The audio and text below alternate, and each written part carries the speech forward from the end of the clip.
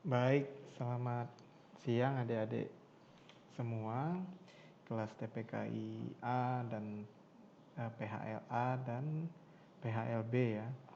Untuk pembelajaran kuliah teknik penulisan karya ilmiah untuk pertemuan ketujuh ya dengan saya. Ya untuk hari ini Selasa tanggal 2 November tahun 2021.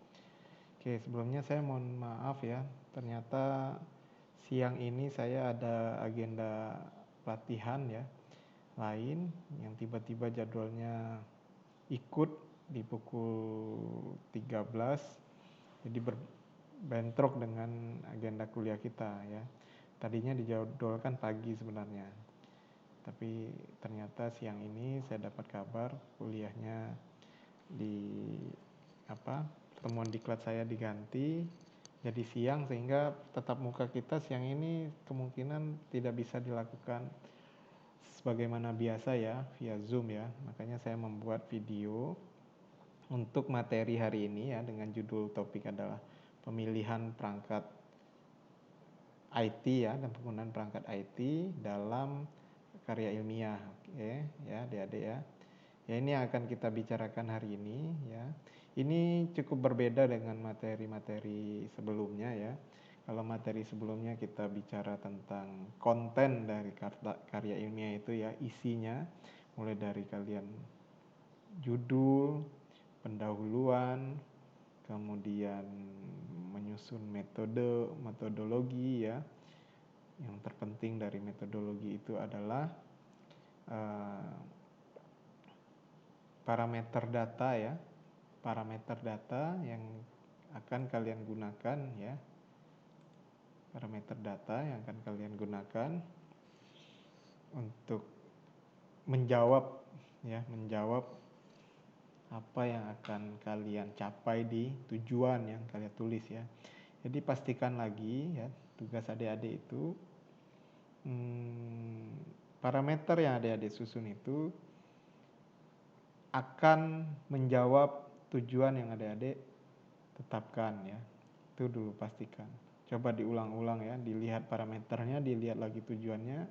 Kalau ternyata parameter yang disusun itu tidak akan menjawab tujuan yang adik-adik tuliskan di bagian pendahuluan, berarti parameter itu tidak sesuai ya, harus diganti parameternya. Itu yang pertama ya. Yang kedua, kalau ternyata parameter yang disusun itu belum bisa menjawab tujuan yang adik-adik inginkan ya dalam karya ilmiah itu, berarti parameternya ada yang kurang ya. Maka dari itu dilengkapi lagi ya parameternya kalau kurang. Oke, nanti parameternya itu diuji apakah parameter ini akan mampu menjawab tujuan dari penelitian saya atau karya ilmiah yang saya tulis. Oke ya, seperti itu ya. Ini untuk tugas yang kemarin ya, silahkan dilanjutkan pengumpulan datanya dari tugas yang sudah saya berikan tersebut. Silakan dilanjutkan pengumpulan datanya. Oke, dari data yang sudah kalian kumpulkan nanti kita akan lanjutkan setelah UTS nanti ya. Jadi setelah pertemuan kita hari ini, minggu depan atau minggu depan satu lagi kalian akan mengikuti UTS ya, ujian tengah semester ya. Apa materi yang akan diuji di UTS itu ya, itu adalah materi yang diajarkan ya pada sesi ini ya.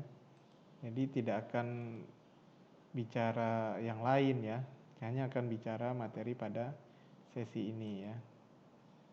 Oke adik-adik ya, ini yang sudah diberikan sebelumnya. Kita pahami ya, terutama yang saya ajarkan ya, mulai dari materi keempat, kelima, keenam, dan ketujuh ya. Diingat-ingat lagi ya, yang sering saya ulang-ulang ya, mungkin ada fakta, data, informasi ya, analisis bagaimana dan lain-lain ya. Metodologi itu bagaimana ya, apa yang dilakukan untuk mengumpulkan data, yaitu kalian ingat-ingat semuanya nanti ya. Oke, kemudian ya kita akan lanjut materi hari ini tentang pemilihan dan penggunaan perangkat IT dalam karya ilmiah. IT di sini ya seperti yang kalian kenal ya, IT, Information Technology atau teknologi informasi itu artinya berhubungan dengan perangkat komputer atau perangkat yang tersedia di internet ya, yang dapat kita manfaatkan untuk memudahkan kita dalam menyusun karya ilmiah, yaitu kata kuncinya ya. Perangkat IT pasti banyak, tapi apa yang bisa kita gunakan untuk memudahkan kita menyusun suatu karya ilmiah ya. Ini akan saya jelaskan beberapa, tapi mungkin tidak akan detail ya dalam pertemuan kali ini, hanya pengenalan saja sifatnya. Kalian jika tertarik untuk mendalaminya ya nanti bisa perlahan-lahan ya. Tadi nanti akan saya berikan beberapa kata kunci mungkin yang bisa kalian gunakan untuk bisa mempelajarinya secara otodidak ya, bisa lewat YouTube tutorial atau lewat blog orang lain ya. Kalian bisa mempelajari dari situ beberapa kata kunci untuk memperdalam nanti beberapa penggunaan software atau program dari komputer untuk memudahkan kalian dalam menyusun karya ilmiah. Oke. Nah, ya ini ada beberapa program dasar utama ya yang dapat kita gunakan untuk atau yang biasa digunakan orang untuk menyusun suatu karya ilmiah ya. Ini saya rasa adik-adik semua sudah kenal ini ya. Ada Microsoft Word, ada Microsoft Excel, ada PowerPoint ya. Microsoft Word ya, kalau kita tidak punya versi Microsoft Word mungkin adik-adik kenal dengan Google Docs ya, atau yang menggunakan komputer merek Mac atau yang lain atau Linux itu mungkin familiar dengan OpenOffice ya. Atau adik-adik yang biasa menggunakan handphone untuk mengetik tugas dan lain-lain ya, kenalnya mungkin WPS ya, atau yang lainnya sejenis ya. Ini program ini kita sebut dengan namanya word processing ya, atau document processing. Jadi mengolah kata-kata atau dokumen ya. Nah itu kata kuncinya ya, mengolah kata-kata atau dokumen ya. Fungsinya itu adalah untuk menyusun karya ilmiah ya. Ini dikaitkan dengan materi kita ya, walaupun Microsoft Word ini ada fungsi yang lain, Microsoft Excel ada fungsi yang lain, PowerPoint ada fungsi yang lain, tapi sesuai dengan materi kita. Ini adalah fungsinya di sini adalah untuk membantu kita menyusun karya ilmiah secara keseluruhan. Jadi secara keseluruhan. Jadi dokumen ya, baik itu skripsi, laporan penelitian, laporan praktik ya, laporan PKL, artikel dalam jurnal, tesis, disertasi, itu umumnya disusun dengan menggunakan Microsoft Word ya, secara keseluruhan ya. Meskipun nanti ya di dalam bagian-bagiannya itu ada tabel, gambar, peta, grafik ya, bagan, itu disusun menggunakan program atau aplikasi yang lain ya. Seperti peta kan nggak dibuat di Microsoft Word ya, ada aplikasi pemetaan ya seperti ArcGIS, ArcView ya, macam-macam ya, ada Google Earth ya. Itu nanti dikompilasi dokumennya itu atau laporannya itu disusun menggunakan program Microsoft Word ya. Nah Microsoft Word ini juga nanti saya akan jelaskan lebih lanjut ya, bahwa dia ternyata program yang powerful ya, yang sangat canggih ya, bukan sekedar hanya mesentik ya. Mungkin adik-adik taunya kalau mau ngetik sesuatu untuk laporan buatnya di Microsoft Word, tapi sebenarnya nanti akan banyak fitur-fitur canggih yang bisa kita manfaatkan dari Microsoft Word ini. Nanti saya coba preview ya beberapa teknik ya dasar dalam Microsoft Word, jadi kita tidak hanya sekedar menggunakannya seperti mesin ketik ya, mengetik kata-kata saja. Oke, yang berikutnya ada Microsoft Excel ya. Excel ya, atau Excel kalau adik-adik menggunakannya berbasis Google, namanya Google Spreadsheet ya. Atau menggunakan WPS juga ada, WPS Workbook atau WPS Spreadsheet ya. Ini kategori programnya ini adalah Workbook atau Spreadsheet ya. Nah, ini apa manfaatnya ya? Kalau kita di pembelajaran sebelumnya saya jelaskan ada tentang analisis data ya. Analisis data, maka Excel inilah yang akan berperan penting ya, membantu kita mulai dari mengentry data, entry itu memasukkan data ya, yang tadinya mungkin dalam bentuk kertas-kertas formulir dari lapangan atau dalam bentuk rekaman ya, adik-adik kumpulkan datanya itu nanti akan dimasukkan dalam Microsoft Excel. Setelah itu ya, setelah datanya masuk, adik-adik akan mulai mengorganisasi data ya, merapikan ya data yang sejenis, ditempatkan di mana ya, mentransformasi data ya, mengkonversi ya, kalau mungkin ada satuan-satuan yang ditemukan di lapangan berbeda ya, unitnya ada yang sentimeter, ada yang meter, ada yang gram atau kilogram ya, dan lain-lain. Nah, itu nanti akan mudah kita konversi dengan menggunakan Microsoft Excel ini ya.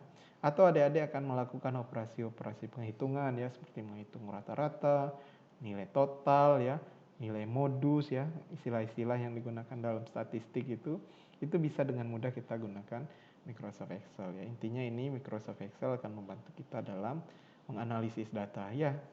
Termasuk juga ya, selain menganalisis data, Microsoft Excel ini juga menyajikan data ya. Data itu disajikan dalam bentuk ilustrasi berupa grafik ya, bagan atau chart ya. Itu bisa juga dilakukan di Microsoft Excel. Jadi jangan hanya nanti menggunakan Microsoft Excel ini sekedar hanya untuk membuat-buat tabel ya. Jadi dia punya kemampuan yang lain ya. Nanti ya kalau waktunya masih sempat, saya akan coba preview juga beberapa teknik penggunaan Microsoft Excel ya. Ya, yang dasar dulu ya. Yang dasar dulu yang bisa kita pelajari. Berikutnya apa? Ya ada PowerPoint ya.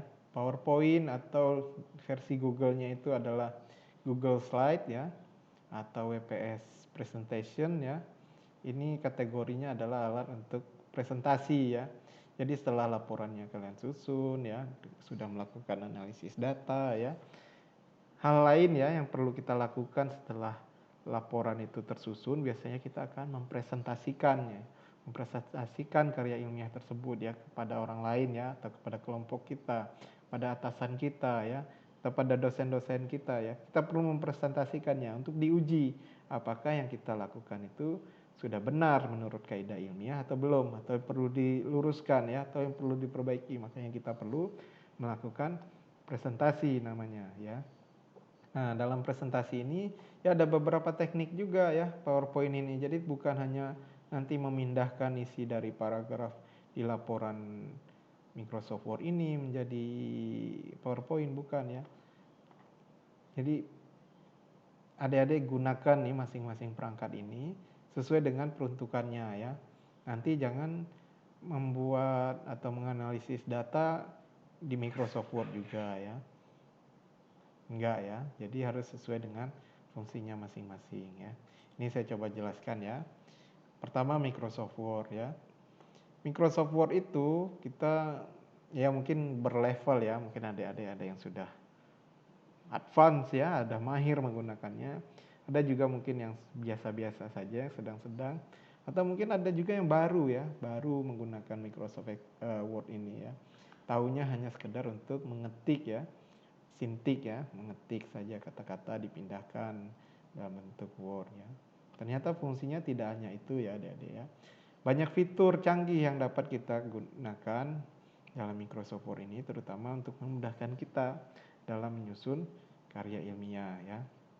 Ya ini contohnya ya, beberapa list yang bisa dilakukan secara otomatis ya. Kuncinya adalah secara otomatis. Jadi tidak manual ya, tidak kita bikin satu-satu ya. Tidak kita ketik satu-satu ya, tapi bisa dilakukan secara otomatis ya. Tinggal klik jadi gitu ya maksudnya ya. Membuat daftar isi, membuat daftar tabel, daftar gambar, daftar lampiran, ini yang ada di bagian awal dari karya ilmiah ya. Itu bisa lakukan secara otomatis. Kemudian menuliskan sitasi ya, kalau kalian mengutip sesuatu dari sumber pustaka, itu juga bisa dilakukan ya dengan mudah nanti untuk menyusun daftar pustakanya secara otomatis. Jadi tidak lagi bingung nanti membuat daftar pustaka itu bagaimana ya, terutama yang otomatis ya. Tujuannya adalah untuk memudahkan kita dalam menyusun karya ilmiah. Jadi kalau sudah otomatis semua, menyusun laporan itu jadi tidak berat, atau menyusun karya ilmiah jadi tidak berat ya. Intinya tahu dulu ya. Tahu dulu bahwa program ini punya kemampuan ya. Jadi jangan cuma tahunya alat ini untuk mengetik ya. Kalau cuma tahunya alat ini untuk mengetik ya, kita akan menggunakannya sekedar untuk mengetik saja. Tapi kalau kita tahu fungsi ini ada lebih ya dari itu, minimal tahu fungsinya, ya nanti pelan-pelan adik-adik cari tahu bagaimana untuk menggunakan fitur-fitur itu secara otomatis ya. Secara mahir nanti adik-adik bisa melakukannya ya. Kemudian juga mentautkan ya perujukan tabel dan gambar ya. Ditinggal klik kita bisa loncat ke tabel yang dimaksud atau gambar yang dimaksud atau lampiran yang dimaksud gitu ya. Ada juga ya. Ini yang penting lagi ya di sini ya, memeriksa kejujuran penulis ya atau plagiarisme ya. Mungkin adik-adik beberapa tugasnya ada yang saya bilang kamu ngambil ya dari tempat lain, kenapa kamu nggak nyatakan sumbernya?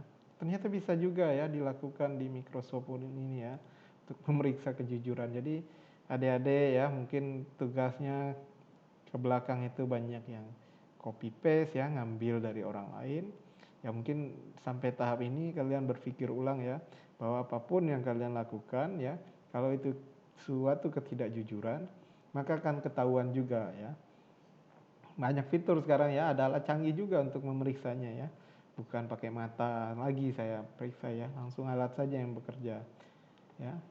Kemudian apalagi ya, bisa menerjemahkan ke dalam bahasa asing ya. Jadi kita nggak perlu loncat-loncat ke Google Translate dan lain-lain. Di Microsoft Word pun langsung bisa ya, asal terkoneksi dengan internet ya. Kemudian masih banyak yang lain ya. Ini salah satu contoh ya. Ini nanti ya, ini cuma pengantar ya. Adik-adik yang penting paham dulu bahwa alat ini bukan sekedar mesin tik ya. Saya listkan di sini, nanti kalian cari tahu sendiri ya. Bagaimana cara menggunakan atau menggunakan fitur-fitur yang otomatis ini ya. Meskipun nanti saya akan coba lihatkan previewnya. Tapi ini dulu ya yang penting ya. Kalian tahu dulu ya. Itu Microsoft Word ya. Microsoft Excel juga ya, ini lebih powerful lagi ya, lebih kuat lagi ini ya, alat ini ya, bukan sekedar hanya untuk membuat tabel ya adik-adik ya. Fitur utamanya adalah untuk analisis data, menyajikan data, dan database system ya, membuat database, jadi datanya bisa besar sekali, bisa dimuat di Excel ini ya. Walaupun tidak secanggih mungkin ada bahasa pemrograman untuk database ya, MySQL dan lain-lain gitu ya. Tapi ini cukup ya untuk kebutuhan kita menyusun karya ilmiah, cukup Microsoft Excel ini ya. Seperti yang tadi saya jelaskan ya, mengorganisasi data ya, mengelompok-kelompokkan data dengan mudah ya, melakukan konversi atau transformasi ya. Ini sudah saya jelaskan sebelumnya, ini konversi ya. Kemudian ya, menghasilkan operasi penghitungan ya, perkalian, pembagian, penambahan, pengurangan ya, menghitung nilai rata-rata, mencari pola dari angka-angka yang ada atau data-data yang ada ya, menghitung korelasi ya, ada hubungan ya, hubungan timbal sebab akibat dan lain-lain. Ya, ini mencari pola sudah, menyajikan data ya dalam bentuk chart, bagan ya, grafik. Nah, masih banyak lagi ya. Ya, penting tahu kata kuncinya, tahu bahwa alat ini punya manfaat yang lebih ya, bukan hanya sekedar untuk tadi Microsoft Word, bukan hanya sekedar untuk mengetik, Microsoft Excel bukan hanya sekedar untuk membuat tabel ya. Tahu dulu itu ya yang pertama. Kemudian apa? Ini ada perangkat IT untuk mempresentasikan karya ilmiah ya. PowerPoint ya, biasanya kita gunakan PowerPoint. Jadi adik-adik terutama yang menggunakan laptop atau menggunakan komputer ya, biasanya tersedia program PowerPoint ya. Atau enggak kalau yang mau versi internetnya ada Google Slide ya. Prinsipnya sama ya. Alat-alat ini semuanya prinsipnya sama. Google Docs, Google Spreadsheet ya, Google Slide dengan PowerPoint dengan Microsoft itu prinsip kerjanya sama ya. Prinsip kerjanya sama. Kalian bisa mahir di satu alat, pindah ke alat yang lain juga dengan mudah bisa gitu ya. Nah, tujuannya apa ya? PowerPoint ini untuk menyajikan data dan informasi dalam bentuk yang menarik ya, dan dalam waktu yang singkat ya. Dalam waktu yang singkat ya. Jadi orang itu untuk mendengar presentasi itu nggak bisa lama-lama gitu ya. Jadi sebentar saja ya. Kalau laporan kalian tebal ya, 50-100 halaman, akan banyak waktu terbuang ya. kalau harus membaca laporan itu. Tapi dengan melihat PowerPoint ya atau mendengarkan presentasi, orang akan dapat ketemu langsung informasi atau data yang disajikan dalam waktu yang singkat ya. Apa manfaatnya PowerPoint ini ya?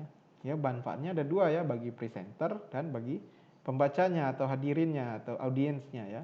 Bagi presenter tentu memudahkan dalam menyampaikan materi yang akan diberikan ya, baik dalam bentuk bagan, grafik, gambar, peta, tabel, atau poin-poin penting.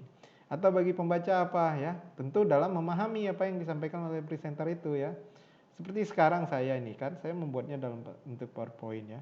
Tadi yang saya sampaikan dari awal sampai nanti akhir materi hanya terdiri dari 8 slide. Ini pun slide pertama dan terakhir itu hanya cover dan halaman terima kasih. Artinya cuma 6 slide yang akan saya sajikan ya materi. Tapi saya bicara lebih banyak daripada poin-poin yang saya tuliskan dalam presentasi ya. Artinya jadi poin-poin ini ya tadi saya buatkan di halaman sebelum ini ya, di slide sebelum ini. Ini memudahkan saya sebagai presenter untuk menyampaikan materi ya dalam bentuk poin-poin, terutama untuk materi kuliah ini kepada adik-adik semua sebagai audiensnya ya. Adik-adik juga membaca ini jadi lebih mudah ya. Kalau saya buatkan ini dalam bentuk modul, mungkin modulnya akan 50 atau 100 halaman gitu ya. Adik-adik akan butuh waktu beberapa jam untuk bisa membaca keseluruhan ya. Tapi dengan mendengarkan presentasi itu bisa cukup mungkin 30 menit ya, 40 menit selesai, sudah memahami apa isi yang ingin saya pesan, yang ingin saya sampaikan itu ya. Ya. Jadi PowerPoint itu dari suatu karya ilmiah adik-adik itu disusun ulang ya. Jadi bukan di copy paste gitu ya, diambil copy satu paragraf atau 2 paragraf ditempel di sini ya. Bukan seperti itu ya.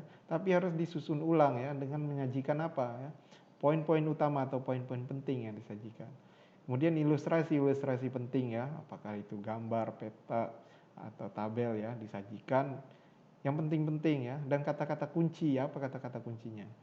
Kemudian juga misalnya ada alur ya, mungkin adik-adik membuat sesuatu atau melakukan percobaan, di laporan mungkin dinarasikan secara panjang, tapi di dalam PowerPoint adik-adik harus membuatnya dalam bentuk flowchart ya, flowchart ya, bagan alir atau smart art ya, ada fiturnya di PowerPoint yang bisa digunakan, atau dalam bentuk animasi ya, itu lebih canggih lagi ya. Jadi itu ya yang adik-adik gunakan ya. 3 ini ya, utama tadi ya, saya ulangi ya. Yang pertama ya, Microsoft Word, Excel, dan PowerPoint ya. Ini ada penjelasannya seperti saya ulaskan tadi ya. Kemudian apa ya, selain 3 perangkat utama yang tadi, ada perangkat program penunjang ya. Penunjang ini ya untuk memudahkan kita di hal yang lain ya, dalam menyusun karya ilmiah itu ya. Google Scholar kan di pertemuan sebelumnya saya sudah pernah kenalkan ya, bahwa ini adalah mesin pencari untuk literatur ilmiah ya, baik itu artikel, buku, tesis, abstrak ya. Kalau di sana kita ketemu PDF ya, kita bisa download itu PDF-nya ya. Google Scholar ya, kalian mencari referensi yang sifat ilmiah di Google Scholar, ini mesin pencari Google ya. Kemudian ada lagi ya, ini masih senada dengan Google Scholar ini untuk mesin pencari juga. Ada ResearchGate namanya atau Academia Edu ya. Ini linknya ada, nanti materinya silahkan adik-adik download di Google Classroom ya. ResearchGate atau academia.edu ini ibaratnya adik-adik itu punya sosmed ya, Facebook atau IG atau Instagram ya, atau Twitter untuk kehidupan sosial. Nah, ini para peneliti atau cendekiawan itu punya sosmed juga ya, yang namanya ini ya. Tujuannya di sini mereka mempublikasi ya, menyampaikan secara gratis ya, apa hasil karya mereka ya. Kan biasanya kalau mereka harus mempublikasi di jurnal harus berbayar kan. Kalau di ResearchGate ya, selain jurnalnya sudah terbit, mereka bisa mempublikasi ya, atau kan apa artikelnya belum dipublikasi di tempat lain, bisa publikasi di situ ya. Ini tujuannya untuk meningkatkan impact ya, dampak dari karya itu ya, orang lain masih semakin banyak yang baca. Nah, jadi kalau misalnya kita tidak ketemu ya, di Google Scholar itu ternyata artikelnya berbayar, coba cari di ResearchGate atau academia.edu ya. Biasanya kalau ilmuwannya sendiri ya atau penelitian sendiri yang upload PDF-nya itu kita bisa dapatkan secara gratis ya. Jadi kita bisa dapat beberapa yang ternyata berbayar dapat bisa gratis di sini ya. Nah, berikutnya apa ya? Ini dua di atas ini adalah mesin pencari ya. Yang ketiga ini ada Jabref, Mendeley, EndNote ya.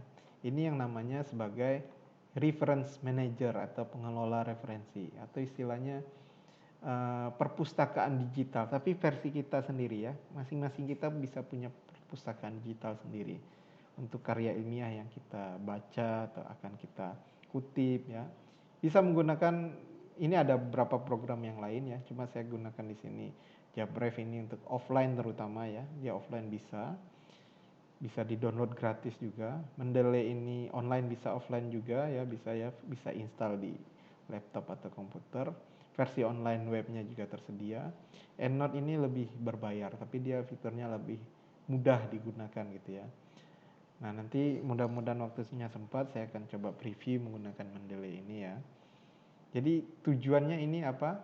Kita bisa mencari juga di sini ya, mencari program artikel ilmiah di masing-masing ini, kemudian membukukannya dalam perpustakaan kita, kemudian kita bisa mengutipnya dengan mudah ya, atau mensitasi ya, mengambil kutipan, oh saya baca buku ini sebelumnya untuk data yang saya gunakan ini ya, saya mau rujuk ya, menuliskan siapa nama penulisnya, tinggal klik saja ya, tinggal klik ya, secara otomatis nanti muncul dia ya di artikel kita atau di laporan kita, kemudian di daftar pustaka nanti kita panggil secara otomatis.